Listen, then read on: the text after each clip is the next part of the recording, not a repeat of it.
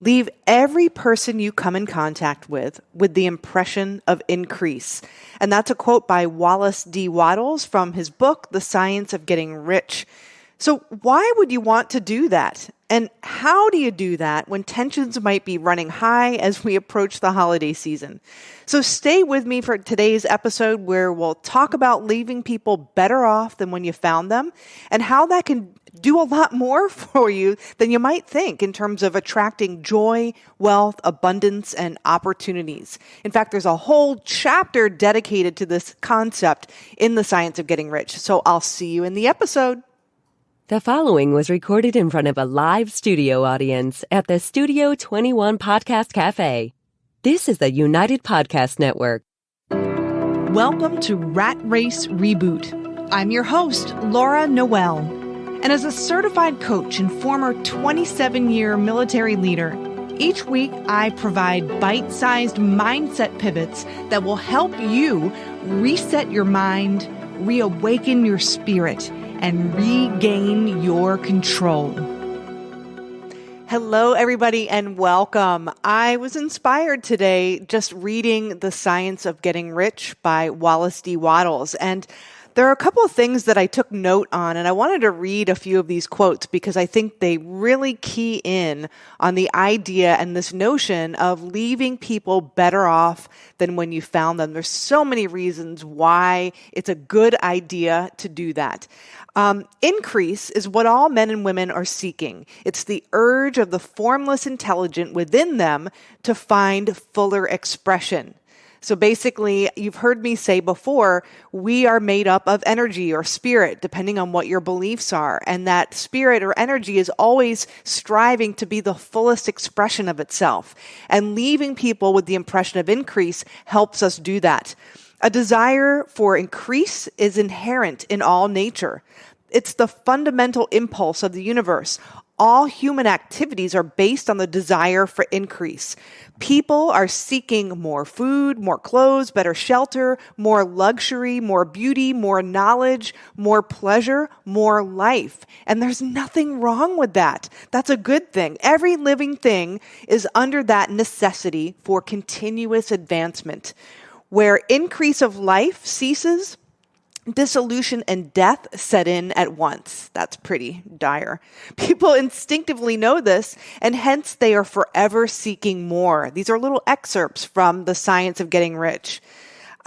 So basically, Wallace D. Wattles' teachings are telling us that we're human beings, we're spiritual beings, we're energy in a body, and spirit is always meant for growth and expansion. And in fact, the desire for growth and expansion are inherent in nature. The flower wants to bloom. The acorn wants to grow into a tree. Other living beings and creatures are nesting and creating a home, growth and expansion. So it's a part of our DNA. It's a part of our nature. But reading about it isn't going to shape your life. Understanding it on an intellectual level isn't going to serve you, but internalizing this idea and making it a part of your essence, your daily way of being and your daily way of life is what is going to shift for things in your life for you. So simply stated, to convey the impression of increase, it starts with wanting the best for others, the same things that you would want for yourself. It starts with a thought, with a feeling. So not comparing yourselves to others and not wishing harm or ill will on somebody else or secretly hoping somebody will fail so you can do better. There's no competition, there's only creation. So leaving people with the impression of increase starts with your thinking, your thoughts. How do you feel about them? Because wanting good in somebody else and seeing somebody else succeeds means that you could succeed and have that good for yourself as well. It's not either or, it's and. That's the concept of it. So what could that look like? How could you start living and serving everyone, leaving everyone better off than when you found them? Again, it starts in your mind. It starts with your thought. By mentally sending love and healing to somebody. That's one way you could do it. I was just thinking of this book that I read a few years ago. It's called Proof of Heaven.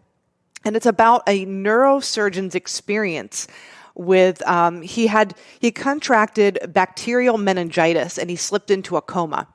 And he was in a coma for quite a while. And actually, the part of his brain that controls thought and emotion was completely shut off.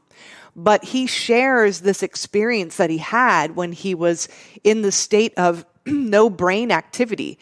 He was saying that he could feel and he could see people praying over him. And when he described the things that he saw, the circumstances, those were things that were actually happening around him. People confirmed that. So there was something going on with his energy. So I will leave it to you to check out that book, Proof of Heaven. But that just goes to show you how the power of thought, the power of prayer, the power of well wishes, that power can have a tremendous impact on your energy.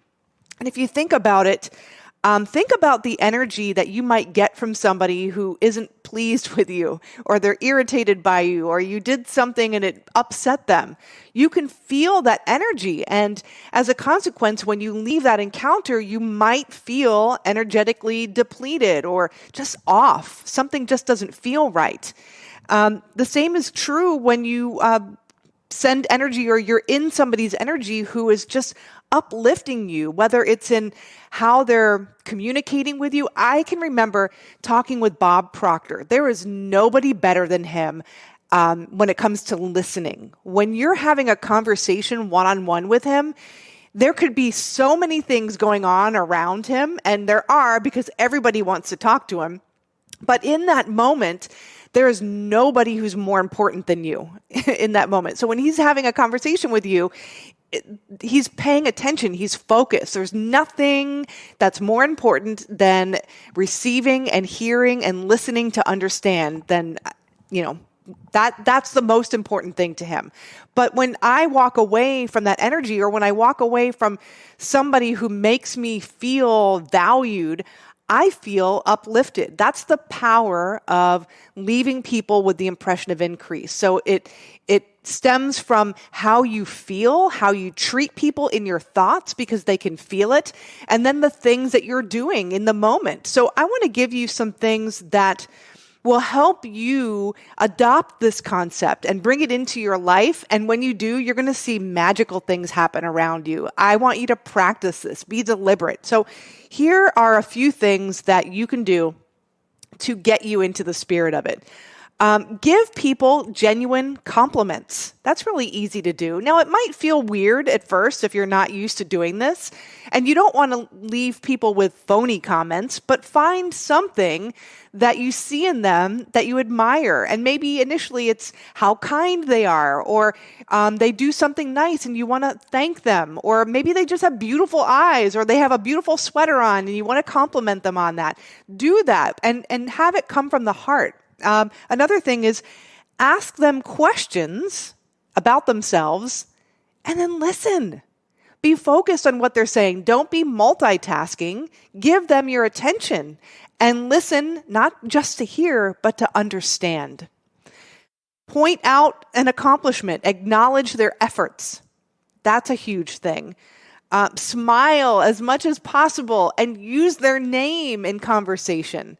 Doesn't that feel good when somebody says, oh, Laura, it's nice to meet you? They wouldn't say Laura to you, but I know how wonderful that feels when somebody acknowledges me, remembers my name, and says it out loud.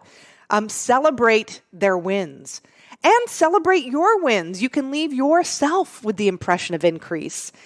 Do your best in everything that you're doing. So set out and make the decision each and every day that I'm going to be the best version of myself and I'm going to do things with excellence. I'm going to leave everything that I touch with the impression of increase. And then practice gratitude, which is something that we're going to be practicing in a few minutes. But the other thing that I want to suggest, as we're approaching the holiday season, sometimes tensions can run a bit high. And sometimes we're placed in situations and we're connecting with people we haven't seen in a while, family situations that might be a little bit tumultuous. So you want to set yourself up for success. If you know that you're going to an event and there's a difficult relationship that you're going to be kind of meeting up with in that gathering, what I would recommend is write a list of things that are great about that person, that difficult relationship. So if it's a long-lost cousin and you always get into it over the holidays, maybe write that list of 6 wonderful things about that cousin. So if we're talking about universal laws, the law of polarity being one of them, saying that there's a polar opposite to everything. There's an up, a down, an in and out, positive, negative. Nothing is all negative. Nothing is all positive. And so give yourself an opportunity to focus on positive pole thinking. Nobody is all bad. So even if you can say, oh, that person has nice eyes. I remember one time we laughed about this joke. Just write down like 5 or 6 things that are good about that person. And when you're in that engagement and you feel like you're starting to get triggered by conversations or something that seems like, oh, they're always falling into that habit. Oh, how careless, how rude. Excuse yourself, go get some air, go to the restroom, take a walk, and pull that piece of paper out and read those 6 things and then re-engage. You're resetting your energy, and I promise you, they will feel it. And by you not reacting to them, they are going to respond and react to you in a far more positive way. It's going to seem magical. So that's my challenge for you during this holiday season. And anytime that you feel like you're about to have a difficult conversation with somebody, a boss, a colleague, a friend, whatever that may be, try this technique and it will work wonders for you. So we're going to get into a practice of gratitude and sending love and leaving people with the impression of increase right now. So we'll get some music playing in the background. But what I want you to do right now is just get comfortable wherever you are, unless you're driving, and just have your feet firmly planted on the floor. And take a deep inhale through your nose and exhale. Take a deep inhale through the nose. Hold it, and exhale fully and completely. And take one more deep inhale, inhaling white, healing light and energy, and exhaling any tension or things or thought processes. Oh, I'm having trouble tripping over my tongue this morning, but let it go. I'm letting it go. And I want you to bring to mind at least 3 things that you're grateful for. And if you have a pen and paper handy, you might even want to write those things down. It could be for something that happened today, or if you remember from our episode on memory, it could be that you're expressing gratitude for something that has yet to happen and you're expecting it. Next, I want you to energetically send love to somebody. Maybe it's somebody who needs some uplifting. Maybe it's somebody who's going through a difficult time. Bring them to your mind's eye, and through your heart, extend love to them.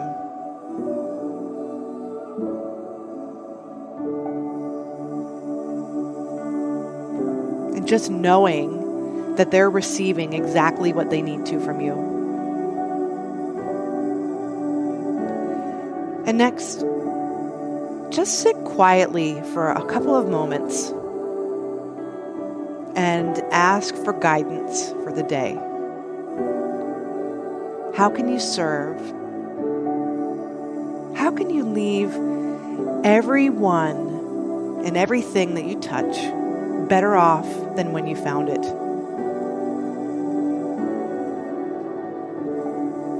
And any ideas, thoughts, inspirations, or ideas for people you might connect with, write them down. And and then follow through.